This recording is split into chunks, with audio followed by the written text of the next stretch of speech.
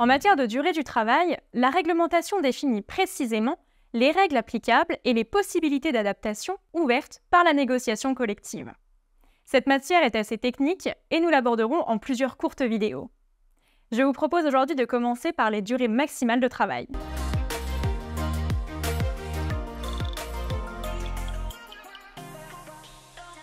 Bonjour, c'est Honorine et aujourd'hui je vais vous présenter les durées maximales de travail, un épisode d'une série consacrée au droit du travail.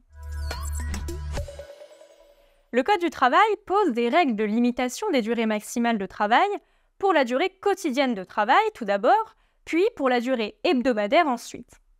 En ce qui concerne la durée quotidienne de travail, les dispositions de l'article L. 3121-18 du Code du travail posent une limitation à 10 heures de travail effectif par journée de travail. Toutefois, 3 dérogations à ce principe sont introduites dans le même article. Une première dérogation est ouverte par la voie de la négociation collective.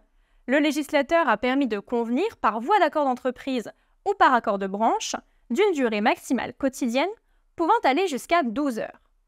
Il faut toutefois que l'accord en question précise clairement les raisons d'accroissement de l'activité ou d'organisation qui motivent cette augmentation de la durée de 10 heures. Une deuxième dérogation est ouverte par la voie d'une décision de l'inspecteur du travail.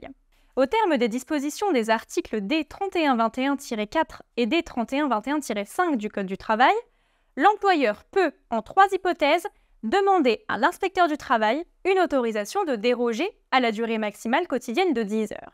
Il s'agit de travaux devant être exécutés dans un délai déterminé, de travaux saisonniers, ou bien encore de travaux impliquant une activité accrue pendant certaines périodes. L'employeur adresse sa demande à l'inspecteur du travail. S'il a mis en place un comité social et économique, il adjoint l'avis de ce comité à sa demande. À réception de la demande complète, l'inspecteur du travail dispose d'un délai de 15 jours pour rendre sa décision. Enfin, la troisième dérogation qui est ouverte en matière de durée maximale quotidienne de travail est liée à la notion d'urgence. Pour les motifs qui permettent de demander à l'inspecteur du travail une dérogation, l'employeur peut déroger en urgence à la durée maximale de 10 heures. Il le fait sous sa propre responsabilité. Il doit ensuite, le plus rapidement possible, présenter une demande de régularisation à l'inspecteur du travail en précisant le motif de dérogation et les raisons qui ont conduit à cette mesure d'urgence. Je viens donc de vous présenter les règles qui s'appliquent en matière de durée maximale quotidienne de travail. Je vous propose maintenant un zoom sur les règles applicables aux jeunes travailleurs. Le législateur a prévu des dispositions spécifiques s'agissant des jeunes travailleurs en matière de durée maximale de travail. Tout d'abord, la durée maximale de la journée de travail des moins de 18 ans est de 8 heures au terme des dispositions de l'article L. 3162-1 du Code du travail. Pour ces jeunes travailleurs, la durée du travail quotidienne peut toutefois être portée à 10 heures par jour sur les chantiers du bâtiment et des travaux publics et dans le secteur de l'aménagement paysager lorsqu'il s'agit de suivre une organisation d'équipe. Pour les mineurs de moins de 16 ans qui seraient amenés à travailler pendant les vacances scolaires, les dispositions de l'article D. 4153-3 du Code du travail fixent une durée maximale quotidienne de travail de 7 heures. Ensuite, pour ce qui est de la durée hebdomadaire du travail, des aménagements spécifiques sont également mis en place pour les mineurs. En effet, ceux-ci ne peuvent travailler plus de 35 heures par semaine. Une exception est toutefois prévue pour les mineurs qui interviennent sur les chantiers du bâtiment et des travaux publics, et dans le secteur de l'aménagement paysager où la durée du travail peut être portée à 40 heures sur autorisation de l'inspecteur du travail. La durée maximale hebdomadaire du travail est fixée à 48 heures au terme des dispositions de l'article L. 3121-20 du Code du travail. Toutefois, cette durée de 48 heures est uniquement applicable sur une semaine isolée. On parle alors de durée maximale hebdomadaire absolue. En effet, sur 12 semaines consécutives, la durée maximale moyenne de travail doit être de 44 heures au regard des dispositions de l'article L. 3121-22 du même code. On parle ici de durée maximale hebdomadaire moyenne de travail. Il y a donc en matière de durée maximale hebdomadaire de travail 2 règles à respecter simultanément. La négociation collective permet d'adapter la règle de la durée maximale hebdomadaire moyenne aux réalités de l'entreprise. Un accord d'entreprise ou un accord de branche peut prévoir que la durée moyenne sur 12 semaines consécutives soit portée jusqu'à 46 heures. mais il n'est pas possible de déroger conventionnellement à la durée maximale hebdomadaire absolue.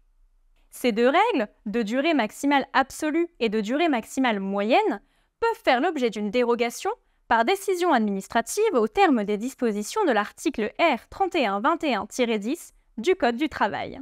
Ces demandes seront instruites par l'inspecteur du travail, mais la décision appartient au directeur régional de l'économie, de l'emploi, du travail et des solidarités, le DRES. L'employeur ne peut présenter sa demande que pour des circonstances exceptionnelles entraînant temporairement un surcroît extraordinaire de travail.